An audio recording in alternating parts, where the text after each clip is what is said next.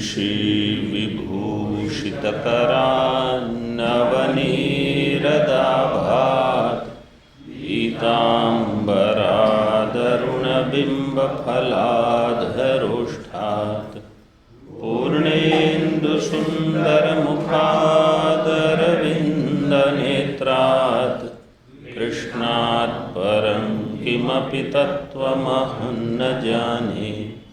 शङ्करं शङ्कराचार्यं केशवं बादरायणं सूत्रभाष्यकृतौ वन्दे भगवन्तौ पुनः पुनः।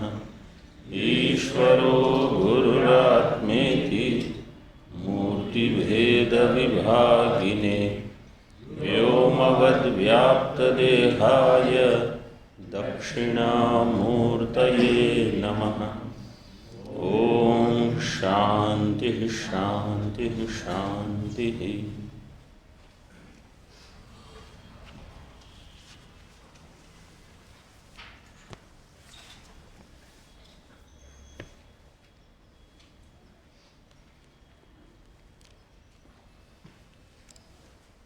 द्वादश अध्याय का आरंभ करेंगे। टीका में देखिए, अशोच्यान इत्यादिषु विभूति अध्यायावसान्येषु अध्यायेषु निरुपाधिकस्य ब्रह्मणो, आगे क्या पाठ है? ज्ञेयत्वे न, आगे की पंक्ति में न है, उसको एक करना है। ज्ञेयत्वे न अनुसंधानम उक्तम इति वृत्तम कीर्तयति। अशोच्यान, ये कौन से अध्याय में आया था? क्या श्लोक था?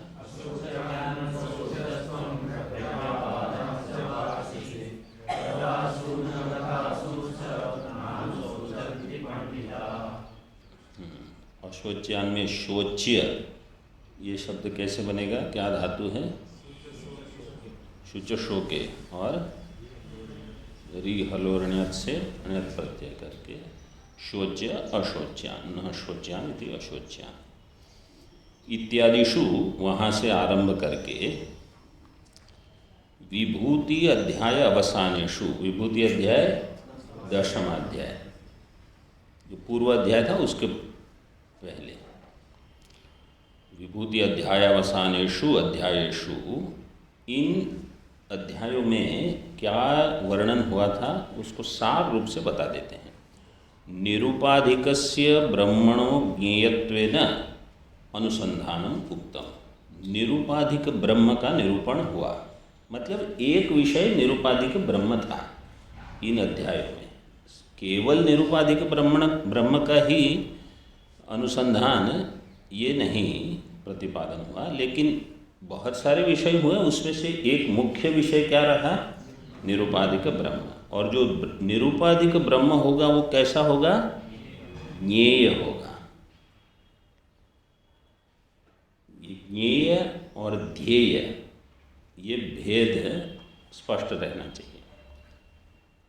ज्ञेय ब्रह्म और ध्येय अथवा उपास्य ब्रह्म। तो हमको ब्रह्म का ज्ञान चाहिए, हम ब्रह्म की उपासना को मुख्य साधन नहीं मानते। तो ज्ञेयत्वेन, जो निरुपाधिक होगा वो ज्ञेय ब्रह्म। निरुपाधिकस्य ब्रह्मणो ज्ञेयत्वेन अनुसंधानम। अनुसंधान शब्द से निधिध्यासन, अब जो हम प्रसिद्ध शब्द है उसको ले सकते हैं। अनुसंधानम उक्तम इति वृत्तम कीर्तयति। वृत्तम जो पूर्व में घटित है उसी का कथन करते हैं भाष्यकार। वहाँ श्लोक पहले दिया है, लेकिन पहले हमको वो पढ़नी है संगति। द्वितीय प्रवृत्तिषु अध्यायेषु विभूत्यन्तेषु परमात्मनो ब्रह्मणो अक्षरस्य विध्वस्त सर्वविशेषणस्योपासनम उक्तम। द्वितीय प्रवृत्तिषु अध्यायेषु, द्वितीय अध्याय से आरंभ करके विभूति अंतेषु, 10वां अध्याय तक, परमात्मनो ब्रह्मणो अक्षरस्य, ये सभी निर्गुण के वाचक है। यहाँ समान अधिकरण में है। परमात्मनः ब्रह्मणः अक्षरस्य, ये कैसा है? विध्वस्त सर्व विशेषण, जिसमें कोई विशेषण नहीं है। विध्वस्तानि सर्व विशेषणानि यस्मिन् अथवा यस्य तद विध्वस्त सर्व विशेषण। परमात्मा जिसमें कोई विशेषण नहीं है, जिसको हम निर्विशेष कहते हैं, वह। लेकिन वेदांत का निर्विशेष और न्याय का निर्विकल्प जो शब्द प्रयोग होता है, वो दोनों को मिलाने की आवश्यकता नहीं है, क्योंकि वहाँ निर्विकल्प ज्ञान होता है, फिर वही जुड़ के सविकल्प बन जाता है। लेकिन यहाँ ऐसी आवश्यकता नहीं है। तो निर्विशेष ब्रह्म, ब्रह्म वेदांत मत में केवल एक ही निर्विशेष है, एक ही निर्विकल्पक है। वो क्या है? ब्रह्म। बाकी सब सविकल्प हम मानते हैं, उनके मत में ऐसा नहीं है। इसलिए शब्द प्रयोग भले समान हो, लेकिन अर्थ जो प्रकट होता है वो भिन्न होता है। जैसे न्याय मत में भी आत्मा शब्द प्रयोग करेंगे और वेदांत मत भी आत्मा शब्द, लेकिन उनकी समझ आत्मा की अलग है। सांख्य योग की आत्मा की समझ अलग है, और वेदांत की जो आत्मा की समझ होगी वो अलग होगी। शब्द व्यवहार एक ही होने पर भी अर्थ भिन्न है। तो और ये खासकर जहाँ एक से अधिक दर्शन का विचार चलता हो, इसलिए वहाँ ये स्पष्ट रहना चाहिए। जैसे ब्रह्म सूत्र आदि ग्रंथ हो, जहाँ मीमांसक भी बोलते रहेंगे, वेदांत भी कुछ कहेंगे, तो आपको हमेशा ध्यान रखना है कि वो जब आत्मा शब्द प्रयोग करेंगे उनकी समझ से, हम जब आत्मा शब्द प्रयोग करेंगे हमारी समझ से, तो हमको ध्यान रखना है कि अगर वो पूर्व पक्ष उठा रहे हैं तो वो अपनी समझ से बता रहे हैं। जैसे द्वैत मत में, केवल एक दृष्टांत देता हूँ, उनके मत में मिथ्या नहीं है। तो रज्जु सर्प जो है, जिसको हम मिथ्या कहते हैं, माधवाचार्य वाले मत, उनके मतवादी वो उसको तुच्छ कहेंगे, इदम तुच्छम अथवा अलीक। अब हम तुच्छ किसको कहेंगे? वंध्यापुत्र को, शशविषाण को। लेकिन रज्जु सर्प के लिए हम तुच्छ शब्द प्रयोग नहीं करेंगे। तो ये एक ही शब्द अन्य अन्य दर्शन अपनी अपनी तरह से प्रयोग करते हैं। तो इसलिए यहाँ निर्विशेष निर्विकल्प का मतलब केवल ब्रह्म। विध्वस्त सर्व विशेषणस्य उपासनम उक्तम। यहाँ जो भाष्य में उपासना शब्द है, वही टीकाकार ने ज्ञेय ब्रह्म वो दे दिया है। जिसको यहाँ उपासना किया उसी को यहाँ ज्ञेयत्वेन अनुसंधानम वो बताया है। आगे टीका में, अतिक्रांतेषु तत्तदध्यायेषु सोपाधिकस्यापि ब्रह्मणो ध्येयत्वेन प्रतिपादनम कृतम इत्याह। और उन्हीं अध्यायों में 2 से 10, इन अध्यायों में और एक विषय भी निरूपित हुआ था। कौन सा विषय? सोपाधिकस्य ब्रह्मणः, सोपाधिक ब्रह्म का भी निरूपण हुआ। लेकिन सोपाधिक ब्रह्म जो होगा वो ज्ञेय होगा कि ध्येय होगा? ध्येय होगा। तो ध्येयत्वेन प्रतिपादनम कृतम।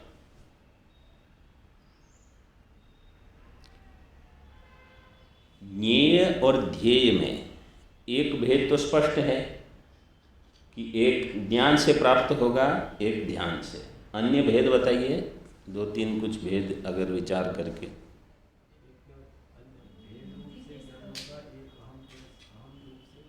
मतलब एक में अन्यत्वेन ज्ञान होगा, एक में आत्मत्वेन होगा। लेकिन आत्मत्वेन भी उपासना कर सकते हैं, अहंग्रह उपासना जो करते हैं, ऐसा हो सकता है। इसको और थोड़ा शुद्ध करके, मतलब इसी विचार को कस के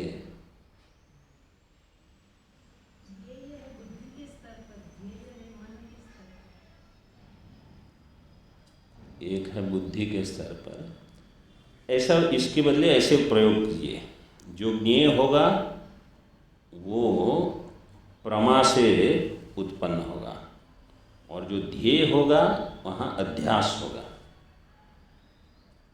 क्योंकि सामानाधिकरण्य 4 प्रकार के हैं, उसमें एक जो अध्यास सामानाधिकरण्य है, जैसे पुरुषो वाव अग्नि, योषा वाव अग्नि, पंचाग्नि उपासना में पुरुष को अग्नि संज्ञा देते हैं, वो उपासना है, वास्तव में पुरुष अग्नि नहीं है। तो अध्यास अथवा जो सामान्य जैसे शालग्राम है विष्णु, ये अध्यास हुआ है, तो एक अध्यास है।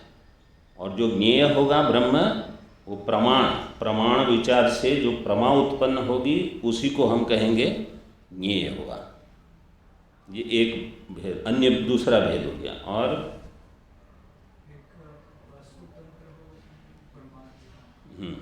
इसी को कहेंगे मतलब पुरुष तंत्र। एक होगा वस्तु तंत्र, एक होगा पुरुष तंत्र। वस्तु तंत्र कौन होगा? ज्ञेय। और जो पुरुष तंत्र होगा वो ध्येय, वहाँ आपको ध्यान करना है। तो जितना आप अधिक ध्यान कर सकते हो उस प्रकार से फल प्राप्त होगा। तो जहाँ ध्यान का विषय होगा, समझो 10 साधक ध्यान करते हैं, सबके फल में तारतम्य होगा, किसी को न्यून किसी को अधिक। जितनी आपकी ध्यान की एकाग्रता, इस प्रकार से फल मिलेगा। लेकिन जो ज्ञेय है, अगर 10 महात्मा ध्यान कर रहे हैं अथवा प्रमाण विचार कर रहे हैं, तो 10 को एक ही ज्ञान होगा कि मैं ब्रह्म हूँ, वहाँ तारतम्य नहीं होगा, ये भेद हो जाएगा।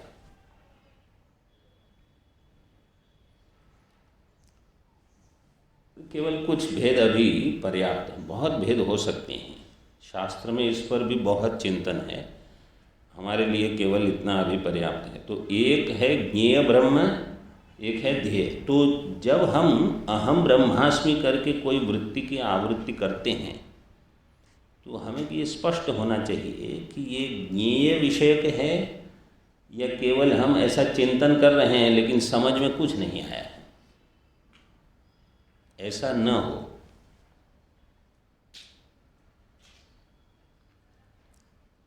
जैसे समझो किसी भाषा से हम परिचित नहीं हैं,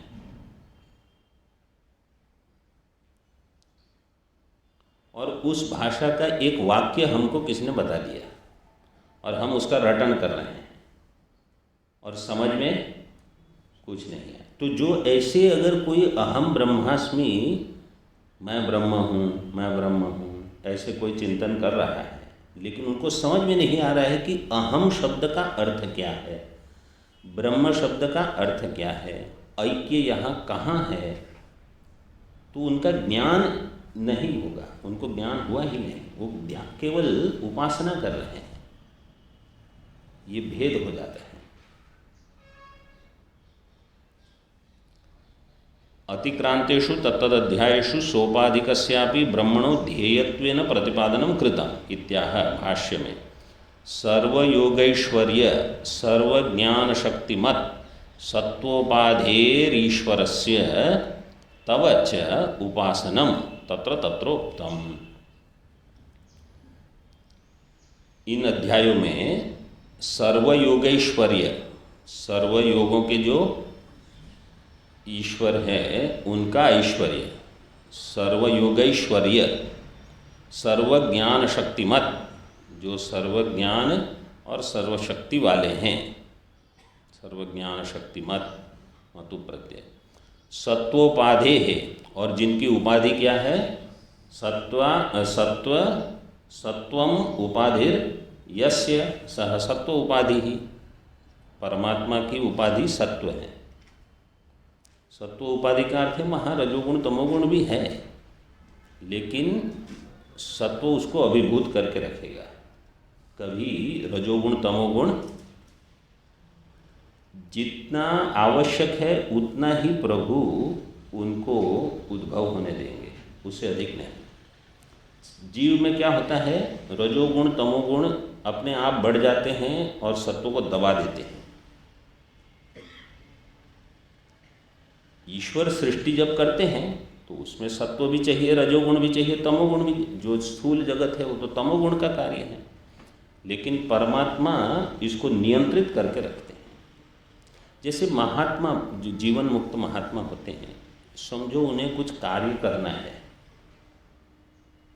तो रजोगुण के बिना कार्य नहीं होगा, तो रजोगुण का उद्भावन कर सकते हैं, जितनी मात्रा में आवश्यक है केवल उतना, और जैसे ही वो कार्य समाप्त हो उसको खींच लेंगे, वो सत्व उनका बना रहेगा। सामान्य व्यक्ति और जीवन मुक्त में यही भेद होता है। तो वो भी कार्य करते कभी दिखते हैं, आप भी कार्य करते हो, तो क्या भेद क्या है?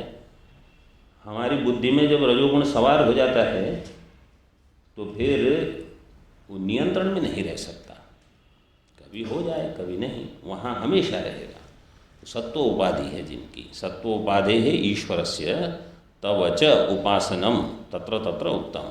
वहाँ उन अध्यायों में सगुण ईश्वर का भी उपासनम, उनकी उपासना ये भी बताया गया है।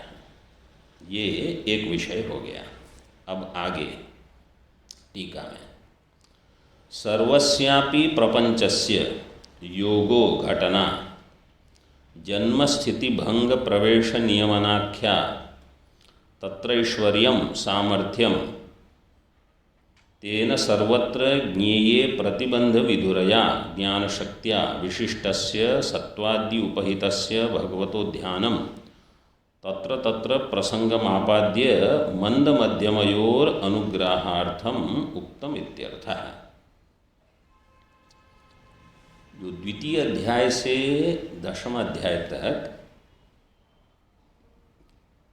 ये जो सगुण उपासना बताई गई उसको विस्तार करके टीका में कहते हैं, सर्वस्यापि प्रपंचस्य योगो, और आगे ऐश्वर्य।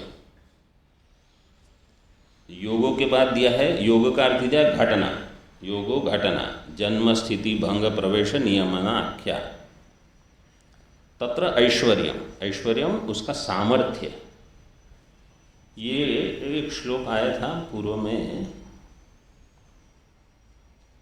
नवम अध्याय में, मया ततमिदं सर्वं जगदव्यक्तमूर्तिना मत्स्थानि सर्वभूतानि न चाहम तेष्वस्थितः। आगे मानी भूतानि पश्य में योगमैश्वरम, तो वहाँ योग और ऐश्वर दोनों शब्द आए थे, उन्हीं को यहाँ लिया है। पश्य में योगमैश्वरम, वहाँ योग का अर्थ भाष्य में यही दिया है, योगो युक्ति घटनम, ऐसे, तो वही घटना दिया है यहाँ। प्रपंचस्य योग, प्रपंच की घटना, उसमें क्या क्या होगा, जन्म स्थिति भंग, ये तो तीन आवश्यक है, प्रपंच की उत्पत्ति हो, स्थिति हो, लय हो। लेकिन केवल उसी से काम नहीं होगा, उसमें परमात्मा को प्रवेश करना होगा। प्रवेश करने से क्या होगा, जगत जो है उसमें जगत आंध्य प्रसंग नहीं रहेगा। जगत जो है वहाँ जानने वाला कोई है, अब केवल जड़ सृष्टि अगर है तो उसको जानेगा कौन? इसलिए एक परमात्मा जीव रूप से वहाँ प्रविष्ट हो जाते हैं। तो प्रवेश और नियमन, नियमन नहीं किया तो कहीं चला जाएगा, फिर उसका नियंत्रण हमेशा रखना है। नियमनाख्या तत्र ऐश्वर्यम, अब वहाँ ऐश्वर्य क्या है, सामर्थ्यम, इन सब का सामर्थ्य। तेन सर्वत्र ज्ञेये प्रतिबंध विधुरया ज्ञान शक्तिया, परमात्मा की ऐसी ज्ञान शक्ति, प्रतिबंध विधुरया ज्ञान शक्तिया,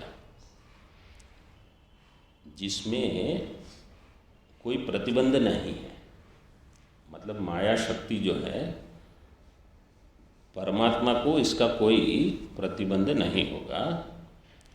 सर्वत्र ज्ञेये प्रतिबंध विधुरया ज्ञान शक्तिया विशिष्टस्य सत्वादि उपहितस्य भगवतः। तो जीव के लिए जहाँ प्रतिबंध नहीं है वहाँ ज्ञान हो जाएगा, और जहाँ प्रतिबंध है तो उस परमात्मा की उपासना उनको करनी होगी। वो कैसे उपासना होगी? ज्ञान शक्तिया विशिष्टस्य सत्वादि उपहितस्य भगवतः। भगवान जो कि सत्वादि उपाधि से उपहित हैं, विशिष्ट हैं, ऐसे भगवान का ध्यान। तत्र तत्र प्रसंगम आपाद्य मंद मध्यमयोर अनुग्रहार्थम उक्तम इत्यर्थः। उस स्थल में प्रसंगम आपाद्य, प्रसंग को उत्पन्न करके भगवान ने उपासना का वर्णन किया। किसके लिए? मंद मध्यमयोः अनुग्रहार्थम, मंद और मध्यम अधिकारी के लिए अनुग्रह करने के लिए। मंद मध्यम से जब हम आरंभ में पढ़ते हैं तो ऐसी बुद्धि बनती है, ये तो अन्य किसी के लिए है, हम तो उत्तम श्रेणी वाले हैं। लेकिन वास्तव में मंद मध्यम से कोई हीन भाव आने की आवश्यकता नहीं है। इतना वैराग्य न हो, बुद्धि की सूक्ष्मता न हो, जगत मिथ्यात्व बुद्धि बनती नहीं।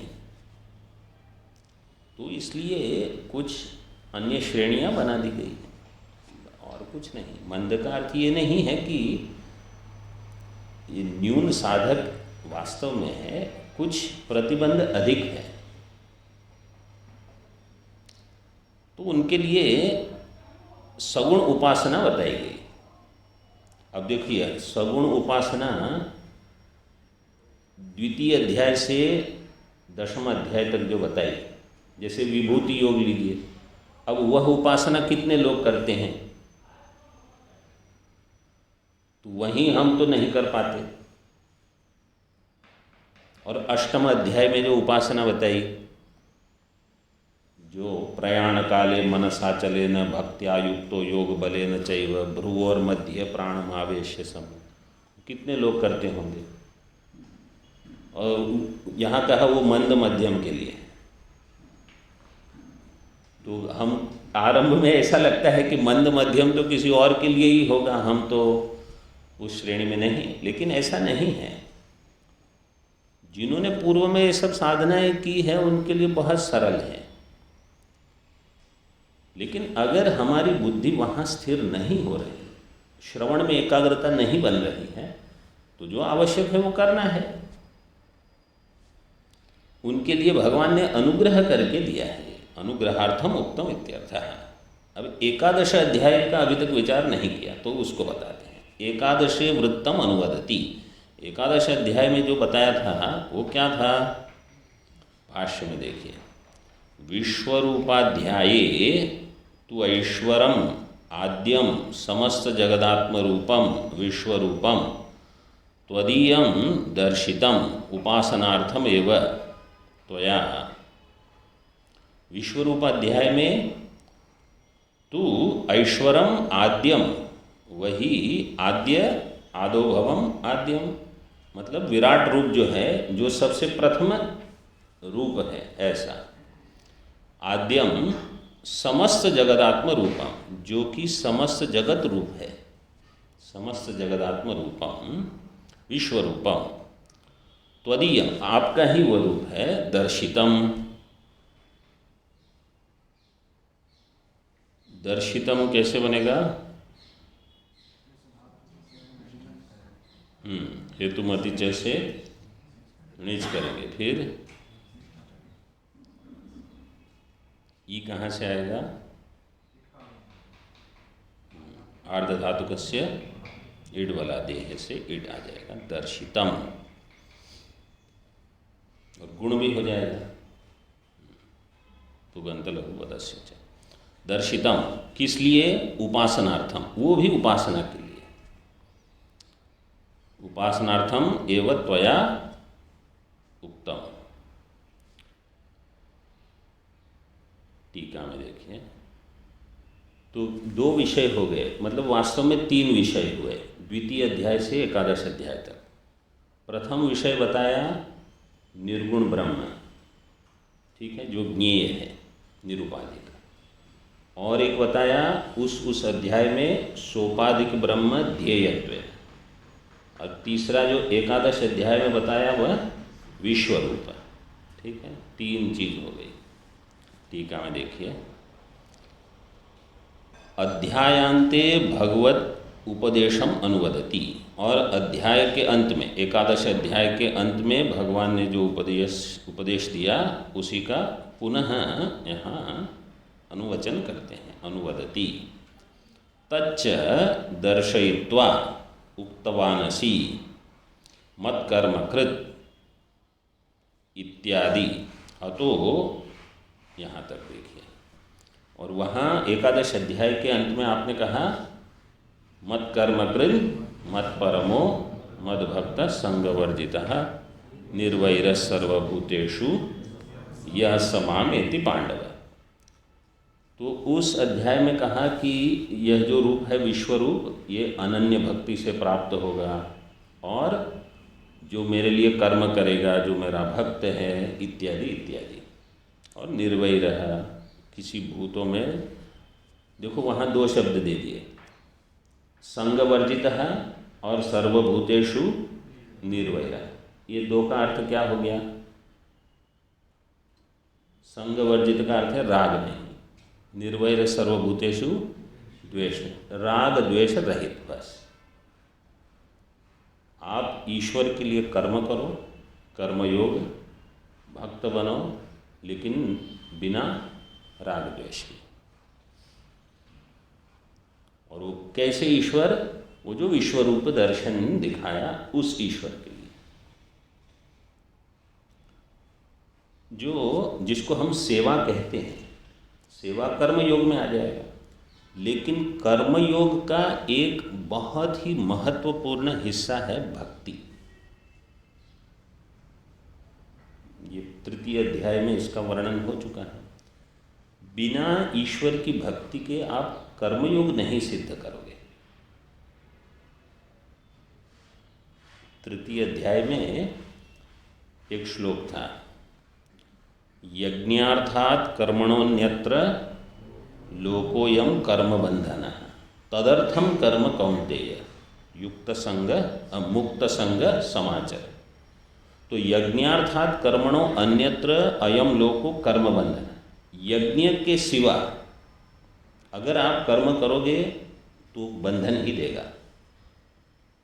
अभी वहाँ यज्ञ का अर्थ क्या था? विष्णु, मतलब ईश्वर। ईश्वर को छोड़कर अगर आप केवल कर्म करते, जैसे साधारण लोग क्या करते हैं, हम समाज के लिए कर्म करते हैं, समाज सेवा जिसको कहते हैं, शास्त्र की दृष्टि में वो कर्मयोग में नहीं घटेगा, वो कर्म कहा जाएगा। वो सात्विक कर्म भले, उसी के लिए उसको स्मार्त कर्म कह देंगे, वापी कूप तड़ाक, ये वही है सब। कर्मयोग तब, कर्म से कर्मयोग की सीढ़ी पर चढ़ने के लिए भी भक्ति आवश्यक है। क्यों? क्योंकि आपको अब इस कर्म को ईश्वर अर्पित करना है। तो ईश्वर ही आपकी परिभाषा में नहीं है, बुद्धि में नहीं है, अर्पित कहाँ करोगे? तो कर्मयोग के लिए भी ईश्वर आवश्यक है। और वो कैसा ईश्वर होगा? एक रूप वाला होगा कि विश्व रूप वाला होगा? विश्व रूप की दृष्टि जब होगी तो कर्मयोग सिद्ध सरलता से हो जाएगा। क्योंकि जब कहा जाएगा कि आपके कर्म वहाँ अर्पित करने हैं, कोई कहेगा कि पुष्प, जैसे पत्रम पुष्पम फलम तोयम, वो तो अर्पित करना बहुत सरल है, वहाँ एक विग्रह है, वहाँ आप चढ़ाते रहो सब। कोई कहेगा जब शास्त्र कहता है आप कर्म को ईश्वर को चढ़ा दो, आपके कर्म, अब क्या करेंगे? कौन सी थाली में लेके जाएंगे कि अब कर्म चढ़ाएंगे? तो इसलिए बुद्धि बनानी है, वो तो केवल बुद्धि से होगा। तो जहाँ सेवा कर रहे हैं वो ईश्वर की सेवा है, इसलिए वो कर्मयोग हो गया। अच्छा, वास्तव में क्या होता है, ये मतलब मन की वास्तविकता ये है, जिनके साथ हम अधिक रहते हैं उनके लिए अगर कुछ कर्म करना हो तो कभी नहीं लगता कि हम ईश्वर की सेवा कर रहे हैं। बहुत लोगों का ये होता है, वो बाहर जाके सेवा कर लेंगे। कहीं जब कहा जाता है कि आपके आसपास जो है उनकी सेवा ही ईश्वर की सेवा है, और क्या, इनकी क्या, यहाँ ईश्वर को मैं देख ही नहीं सकता। होता है ना ऐसा, ये आपत्ति है। भगवान कहते हैं आपको कहीं जाने की आवश्यकता नहीं, आप केवल अपनी बुद्धि बदल दो बस। जो आपके आसपास है उसी में ईश्वर बुद्धि हो, उनकी सेवा ही कर्मयोग है।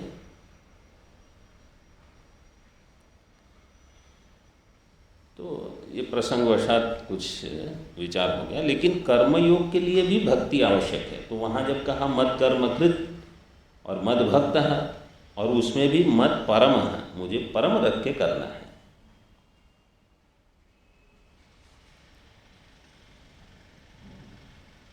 मत कर्मकृत इत्यादि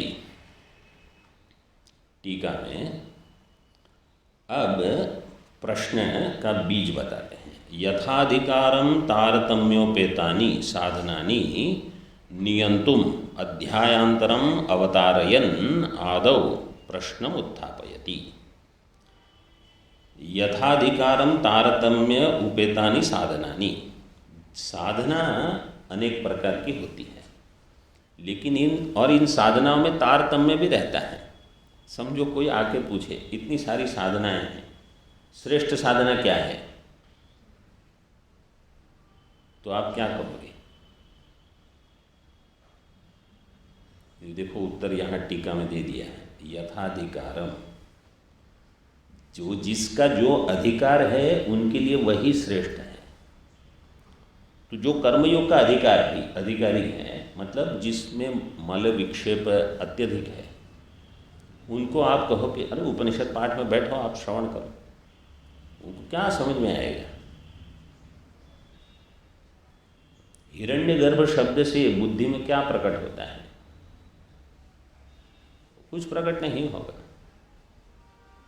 वेदांत का ये बहुत ही सुंदर उत्तर रहता है, किस अधिकारी के लिए उपदेश है।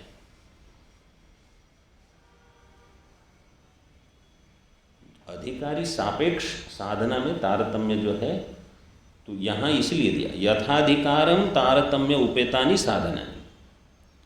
तो कोई कर्मयोग वाला है वो कहेगा उत्तम साधन क्या है, बोले कर्मयोग करो। वो कोई उपासना वाला है वो कहेगा उत्तम साधन क्या है, बोले उपासना करो, वही उत्तम है, तुम्हारे लिए यही उत्तम है। जैसे द्वितीय अध्याय अर्जुन ने कहा प्रभु क्या करना है, बोले कर्मणि एव अधिकारस्ते मा फलेषु, तुम्हारे लिए वही ठीक है। तो सबके लिए वही उपदेश नहीं होगा। जैसे कि कोई समझो गीता लिखे, गीता पर टीका टिप्पणी और कहे कि भगवत गीता का तात्पर्य क्या है, बोले कर्मयोग, ये ऐसे तात्पर्य नहीं होगा।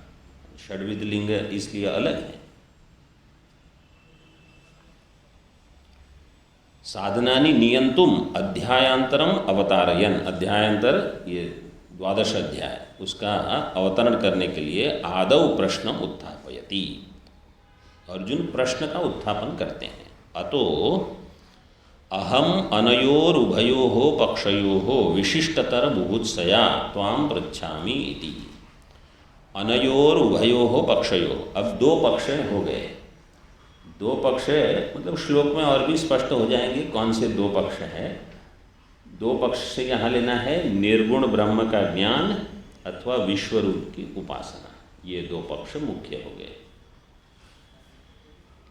अनयोर उभयोः पक्षयोः, इसमें विशिष्टतर कौन सा है, इसकी बुभुत्सा।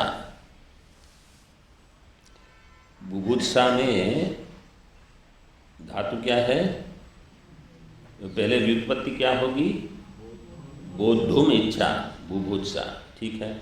वो बोद्धुम में बुध धातु है, उसका अभ्यास तो बुध बुध, उसके बकार का भकार किस सूत्र से होगा? एकाचो बशो भश झषन्तस्य स्थो। तो वहाँ निमित्त क्या है?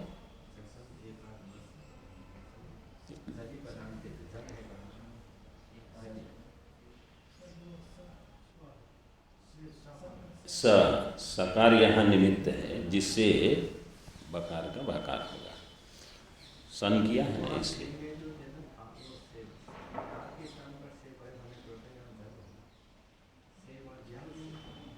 या इस बुभुत्सा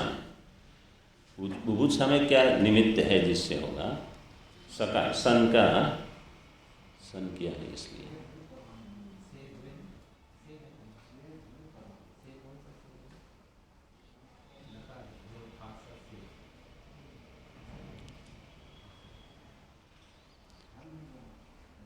एकाचो बशो भश, इसमें उस सकार से वो निमित्त से हो जाएगा।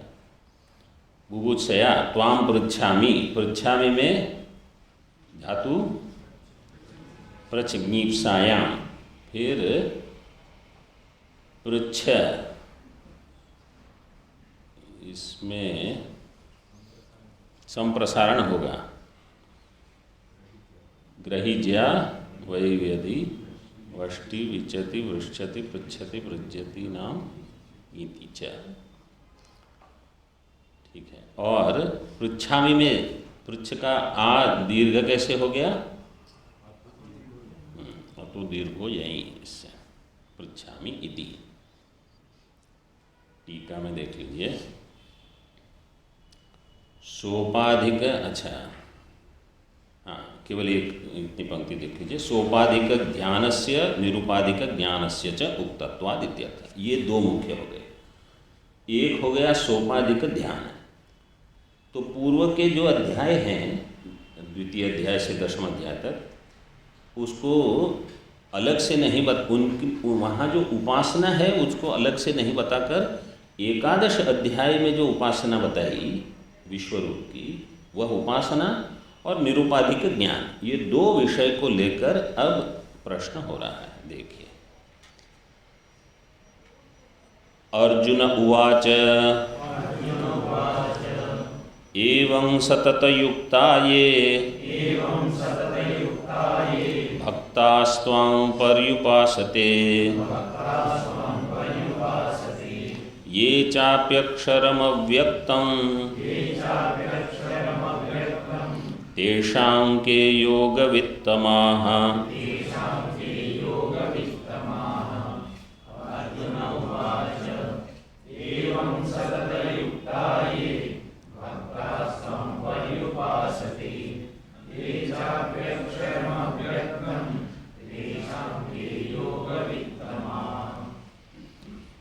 ये भक्ता एवं सतत युक्ता त्वां पर्युपासते ये चापि अक्षरम अव्यक्तम पर्युपासते तेषां के योग वित्तमाः। दो श्रेणियां बना दी। ये भक्ता, वे भक्त जो इस प्रकार से एवं, अब एवं का अन्वय किसके साथ करोगे आप? एवं का अर्थ किस प्रकार से, किस प्रकार से, किस प्रकार से मतलब एकादश अध्याय में जो बताया उसके साथ जोड़ना है उसको। जैसे आपने अभी एकादश अध्याय में बताया एवं, उस प्रकार से जो भक्त आपकी उपासना करते हैं, ये एक। और दूसरे लेकिन सतत युक्ता, सतत उसमें जुड़े हुए। और दूसरे ये चापि अक्षरम अव्यक्तम पर्युपासते, और जो अक्षर अव्यक्त, अब अक्षर अव्यक्त जो है उसके लिए भगवान भाष्यकार ने दे ही दिया था प्रथम पंक्ति में, परमात्मनो ब्रह्मणो अक्षरस्य विध्वस्त सर्व विशेषणस्य उपासनम। उपासन का अर्थ है ज्ञान, निर्गुण का ज्ञान। ठीक है। इन दोनों में तेषाम मतलब इन दो श्रेणियों में जो अनेक भक्त हैं के योग वित्तमा, योग वित्तम इसमें कौन है? योग वित्तमा इसकी व्युत्पत्ति क्या होगी? योगम वेत्ति। अन्य एक जगह मैंने देखा योगम विदंती, इस प्रकार से भी दिया है। योगम वेत्ति सरल है, योगम वेत्ति थी योग वेत्ति। सतत युक्ता, सतत युक्ता में सततम युक्ता सह सुपा से, यहाँ सततम के लिए क्या आवश्यक है? पहले धातु क्या होगी? स को छोड़ दीजिए, तनु विस्तारे। तनु का नकार का लोप कैसे होगा? अनुदात्तो प्रदेश अनुनासिक लोपो झली गीति। ठीक है। और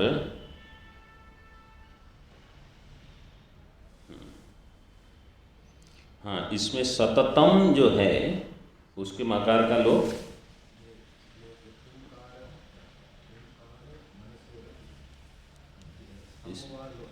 हाँ, ये वार्तिक है। समो वा हिततयो है कि हिततयो? हिततयो।